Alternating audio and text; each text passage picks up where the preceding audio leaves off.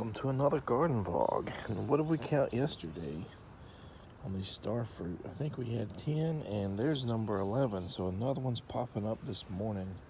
This is the bale seedlings. We got some good growth on these jackfruit seedlings. No new ones popped up. I'm assuming we probably put 12 seeds in here and now we got 12 that are popping up or have already sprouted, and some of them getting a new set of leaves there. Our largest GHB avocados, probably about 5-6 inches tall now. Got a second set of leaves, or third. What we've been waiting for, we got our Tiffany Rose finally open.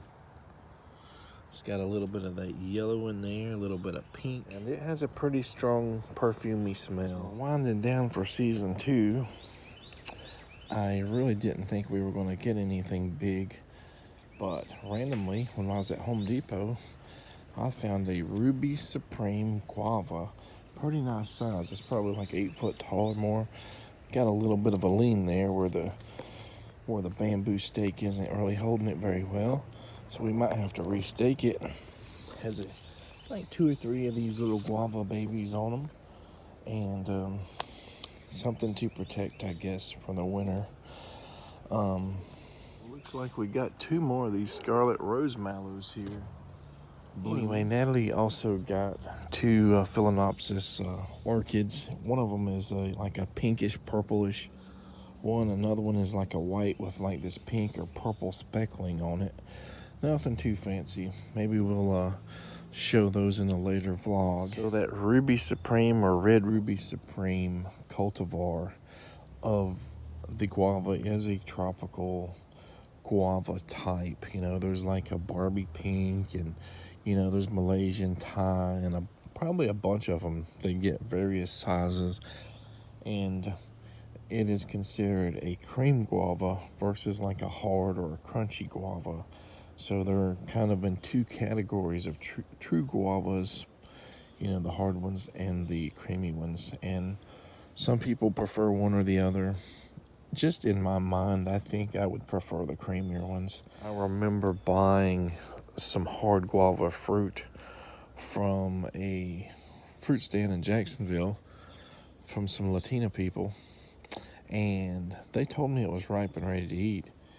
It was super hard, like a rock almost. I tried to eat it. It wasn't very good, but you know, sometimes people just sell you something and say it's ready or it's ripe or it's good, just to make that sale. So I don't know if I'm ready to pass judgment on the hard guavas or not yet, but that's just my limited experience. So a long time ago, I bought one of these tropical guavas, possibly multiples of them, but I bought one in like a 15-gallon container at Lowe's on clearance. I used to buy a lot of things on clearance at Lowe's because their clearance prices 20 years ago, 15 years ago was really low versus them putting on clearance now. You know, Walmart clearance and everything a lot of times sucks now in comparison to how they used to, especially when they were preparing for freezes. So I got star fruit, guavas, Barbados cherries, all kinds of stuff, you know, for cheap in the past. But I planted out guavas and star fruit kind of all over, trying to find little microclimates where they'd survive. The star fruit I grafted or whatever, I had one that lived like 3 or 4 years, but it died down so low each year, didn't really produce much, and it just died one year, didn't come back. But the guavas, a lot of times they just would not even survive that first winter. And then we fast forward to this year, and you have people all over that, you know, maybe they kept their guavas alive, you know, whether they died to the ground or very low into the weeds.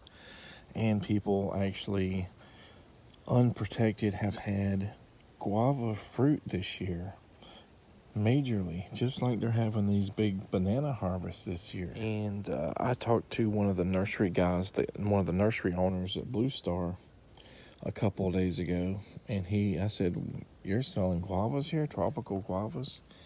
And now he had one that I guess he was consigning for somebody because it was like a 15 or more gallon plant, but it kind of looked rough, like somebody had been trying to take care of it, but it's a little bit rough looking.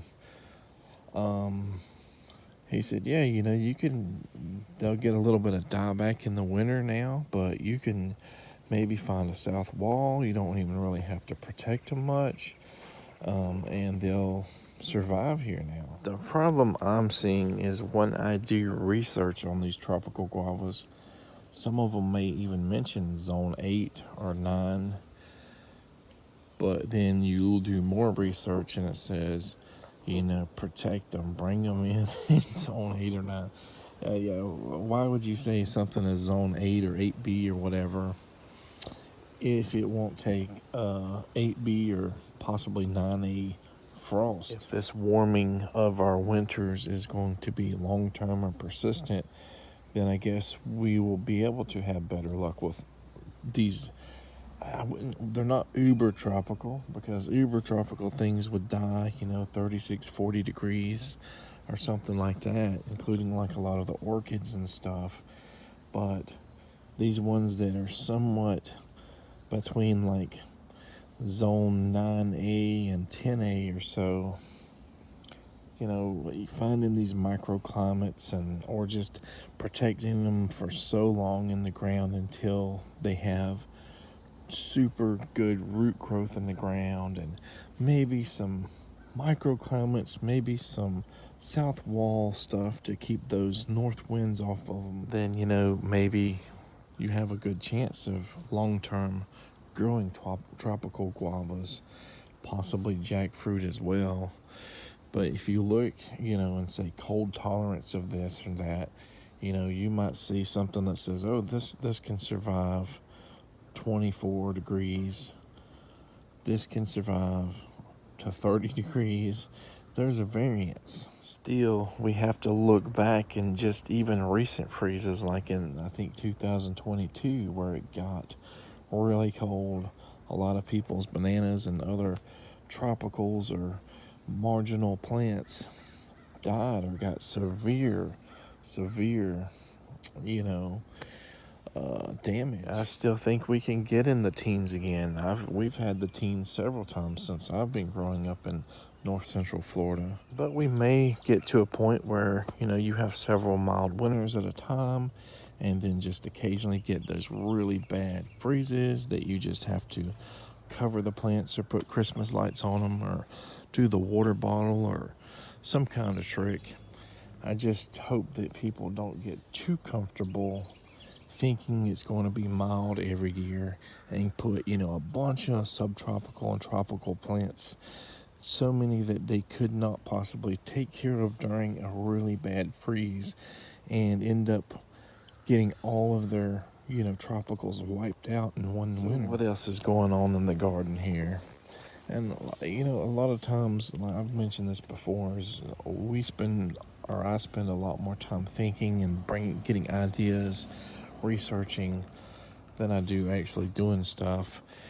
And sometimes it's experiments that nobody has potentially ever done, but we are talking about trying to incorporate the kids more into the garden, seeds, and getting them maybe little plastic shovels, and start getting them working in a more of a fun and a little bit less labor intensive way to get things started. I think they like putting seeds in the ground or in a pot.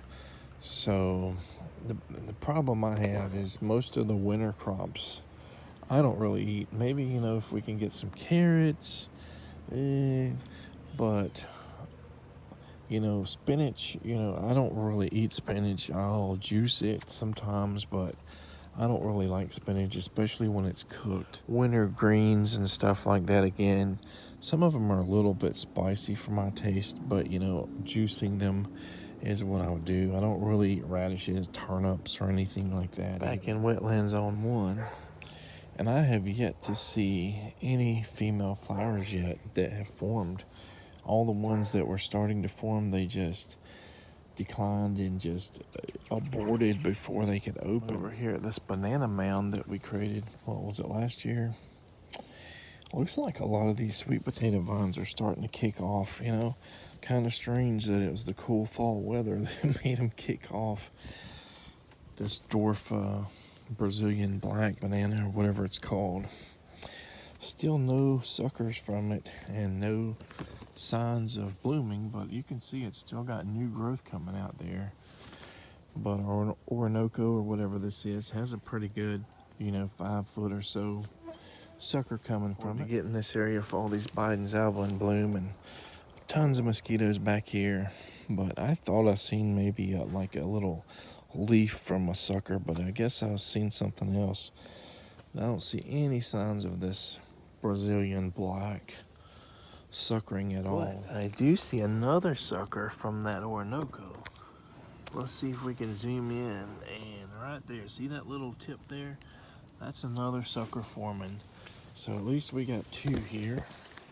This big one and another one. I was probably seeing this arrowroot or whatever this is here, and from 20 foot away, and I was thinking, well, it finally grew a sucker, this Brazilian black. But based on seeing the suckers from that Orinoco or whatever heirloom variety of banana that is, and with these being put in the full sun versus the parent tree being in the shade, we can hope that as long as we don't get any major frosts or freezes to set that guy back, maybe it'll bloom earlier, this year than the ones in the shade, and maybe will help ensure that we can get a good crop, ripen bananas before any cold weather comes.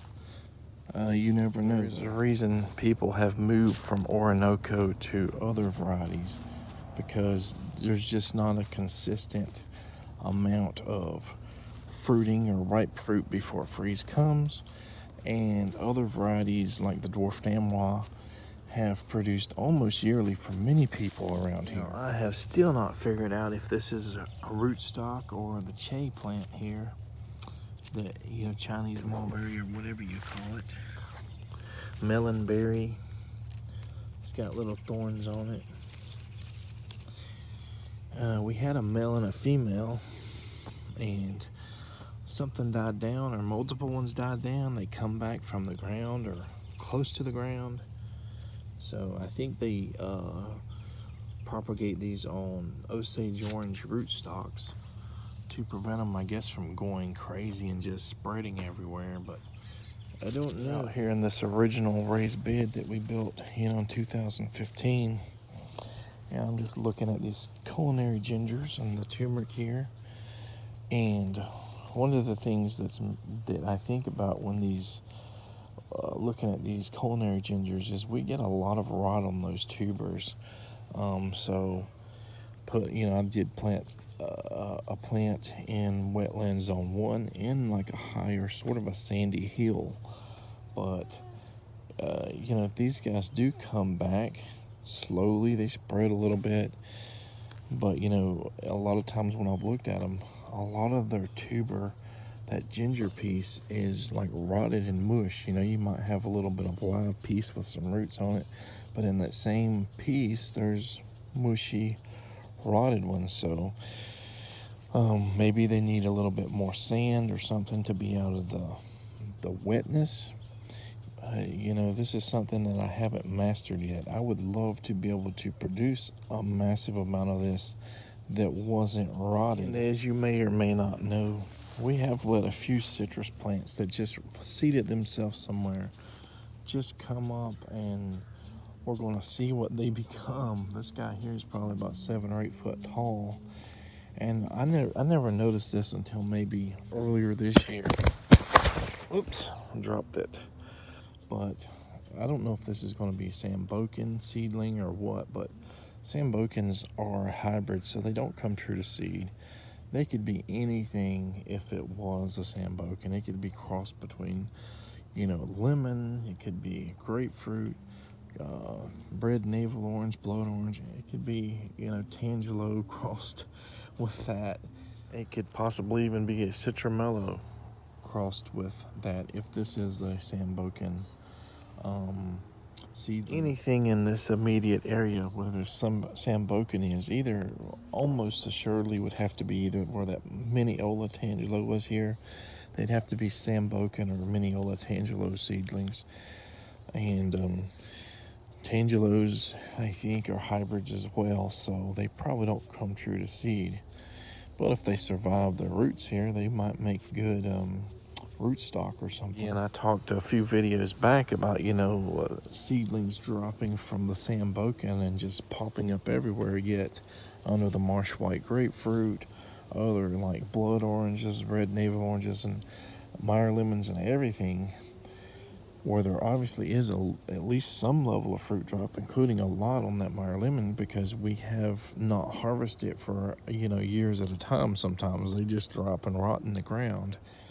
It's so strange that these just self-propagate everywhere, and in other places there's like none or very few. Now we're all here with the pineapple guavas and stuff.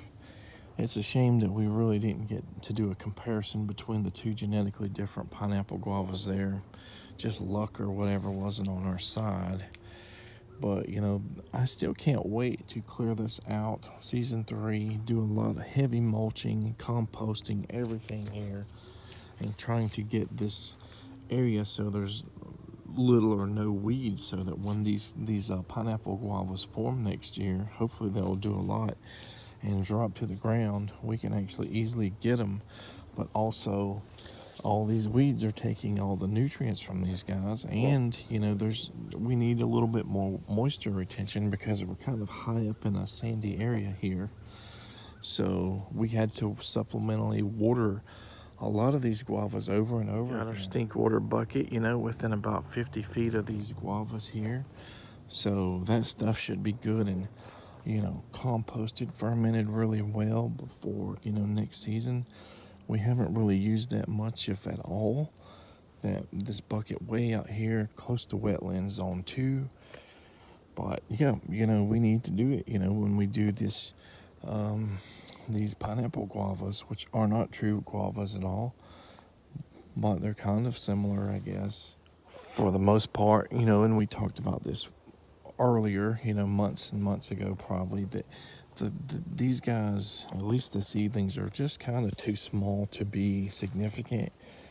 I mean, I imagine you could probably eat the outer rind and all that, but it's not really, it's kind of hard, and I think most people just scoop the innards out of it, like jelly or whatever. It would seem like if we had much bigger fruit than what the seedlings here have provided, would make it more in demand and more better to grow, to harvest, to want to grow, to want to multiply the trees and stuff. And we do have 2 or 3 grafted cultivars here, and hopefully these guys will turn us around. Natalie's not convinced, and I'm not 100% convinced yet. And if we do all this and they're still questionable or whatever, we're not going to go out and get more plants. These red navels are getting more orange color every day, so these guys, I mean, you could even eat them like that. They may be a little bit more tangy, but yeah, probably by the start of December we should be eating some. It sucks that the weather just messed us up, the drought and all, and we got like probably not even half the harvest here this year. Probably not even 10% of the marsh white grapefruit harvest that we plan to sell at the farmers markets, which we probably won't take many, if any, this year because of such bad production. This Pawpaw, Tennessee seedling here that we've grafted 2 cultivars on really hasn't shown us a lot of growth or anything, so I may end up clipping a lot of this actual rootstock growth off, just leave maybe a little mothering limb there once this guy goes dormant, and see if some of the grafts will actually start pushing out more growth. Our red seedling grapefruit here only produced maybe a couple grapefruits, because of that drought. I've been reading that these guys, you can actually air layer them and they will do okay. And this guy's on its own roots, so it's obviously doing pretty good in the area. I kind of need to learn how to air layer plants as well as graft. especially if I'm not successful with grafting certain types of plants. What can we expect, when we end season 2 and go to season 3, what I'm thinking about is potentially getting more loquats from the ground and potting them up. They are super stressed when we do that, so maybe we need to baby them, get them healthier before we get another round of grafting or scion wood to try to graft multiple varieties. Don't get me wrong, if we have success with these grafts, we're going to give some of them to the community. If not, we're going to have plenty of loquat trees to give to the local garden community. We just, they stress out so much that we preemptively probably need to put them in pots so that, they're not dead, dying, or just super stressed out. They need to be perked up and looking good so that when we give them to people that may or may not even know how to take care of them, and, we don't want to give them a poor health loquat. We want to give them something that looks good and it has its best chance of survival. Most likely I have to get another yard of potting soil to be able to really do this, and I'm not sure if I got enough gallon pots, so I'm probably going to have to do it in 2 or 3 gallon containers. I'll scrape up as many gallon pots as I can when that happens. But, is this going to be a seamless transition from season 2 to 3, where it looks like nothing has changed? Or are we just going to wake up one morning and say, here's season 3, and here's all this wonderful new beds and things? I'm not getting younger, so I don't expect like a huge pile of surprises. But somewhere between season 2, season 3, or during season 3, we want to secure some name cultivar seeds, of papayas, maybe the Meridol and maybe Hawaiian Solo. People have asked me about the Hawaiian papayas. So, and I'm definitely interested in doing, experimenting with mountain papaya as well, or babaco, and not sure how well they'll do here. Some people say that the mountain papaya is more cold hardy than regular papayas, and they kind of transition 2 different, like a hybrid and this mountain papaya, and both call mountain papaya. One of them seems to be definitely more frost tender, and one of them seems to be like possibly more sour or more vegetable-esque, without like cooking it, adding sugar and stuff to it. But, when we experiment, just like doing this mountain soursop we have, we know that this isn't considered as good as soursop, the super tropical soursop that the Cubans all love to make drinks and stuff with. They kind of have like that pineapple, coconut, pina colada-esque flavor, but we can't grow them outside, most likely, even with protection, unless you're got a dedicated greenhouse for them or something. And I know that there are people that have produced soursop fruits in greenhouses near here, but I don't know what to say, because we do know that at least 2 people are growing mangoes outside and being successful, or at least one has had some sort of long-term success with them. Soursop, I don't know anybody that has grown it outside, even when if they're wrapping it Christmas lights or whatever during frosts. I have heard no reports of success with them being in the ground here. Sometimes you just have to experiment. Sometimes you have to take maybe a lesser quality fruit and maybe see if it is viable in some fashion, whether you have to cook with it. I know the leaves, people around here sell the mountain soursop leaves. They say they're medicinal or something.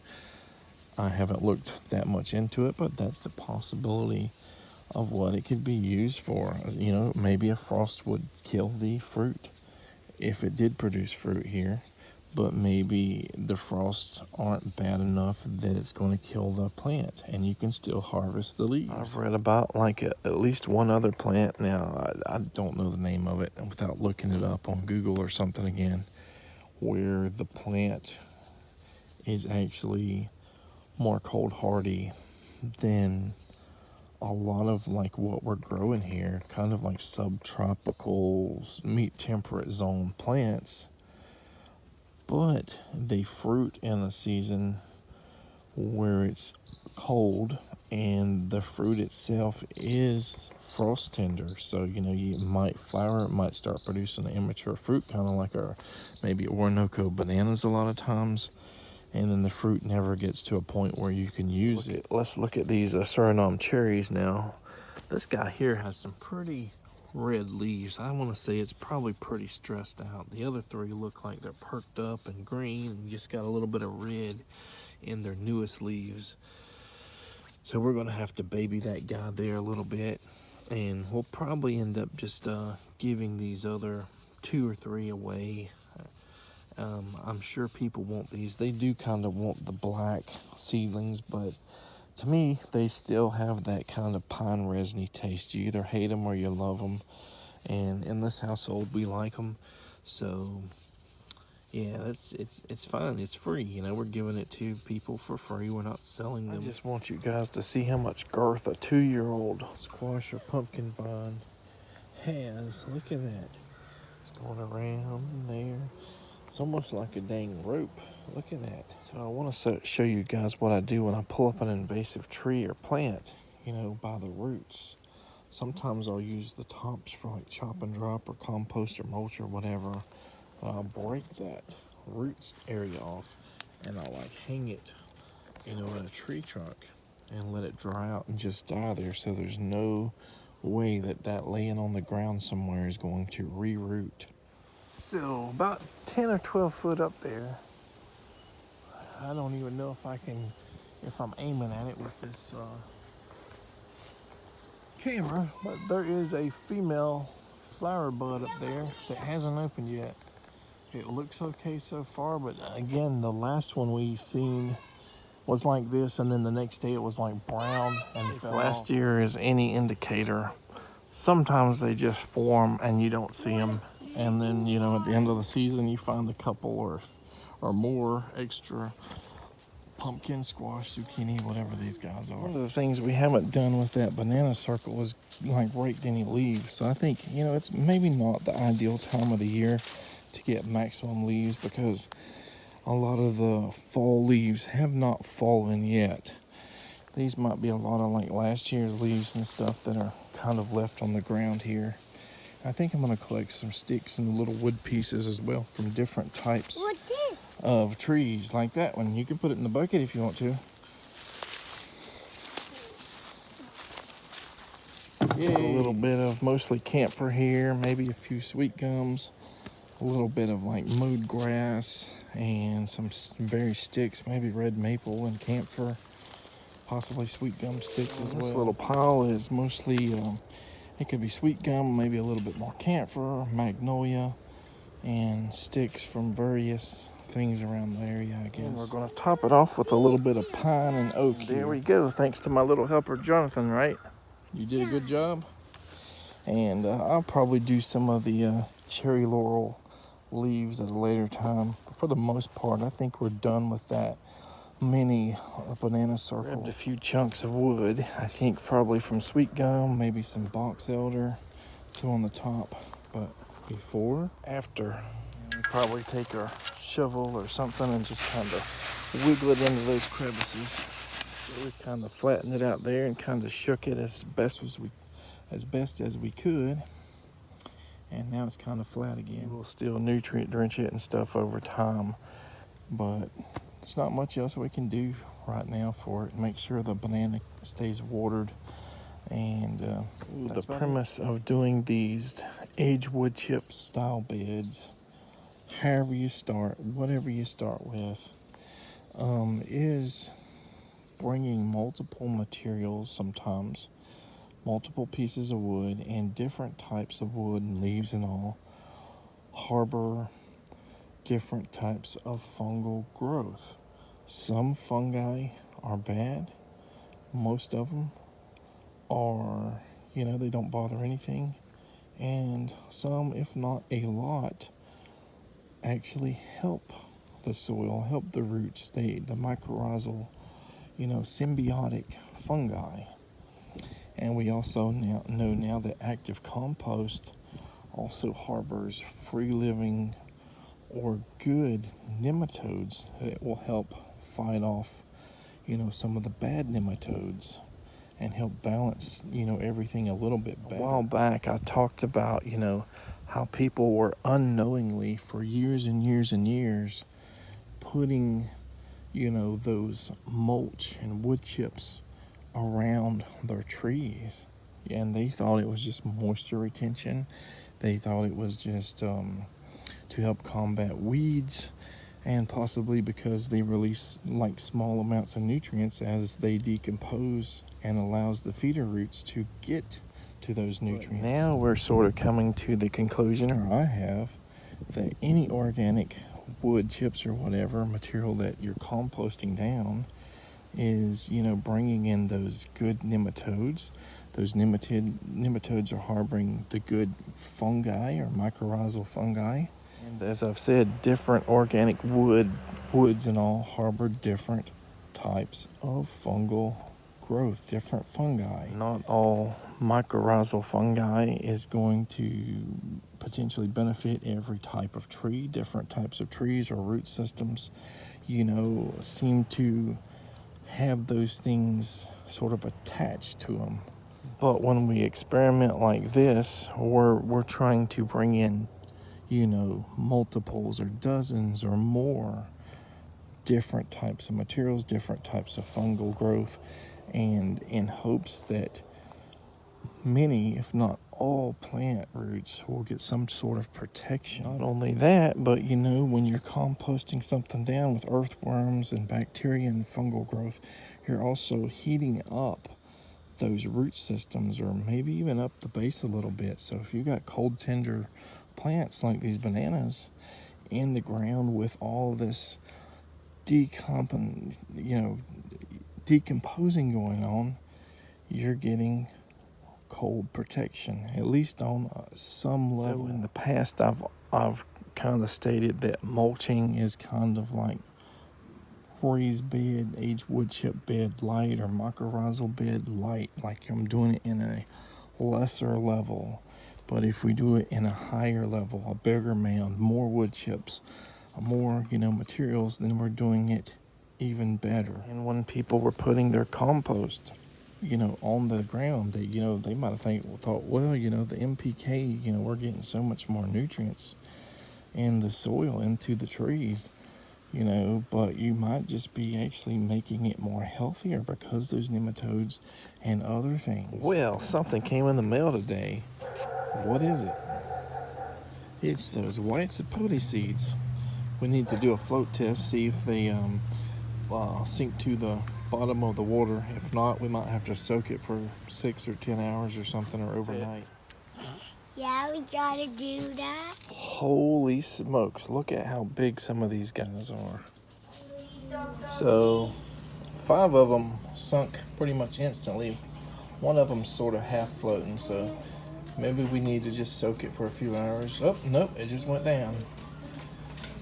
It's still floating a little bit though. So these guys lose viability pretty fast, supposedly. And we were delayed, a couple days because of the Postal Service. They just haven't got their stuff straightened out after, those 2 hurricanes we have. So almost every package I've tracked says, weather delay, and it's 2 days or more late. Well, we got a lot to do. It is nighttime.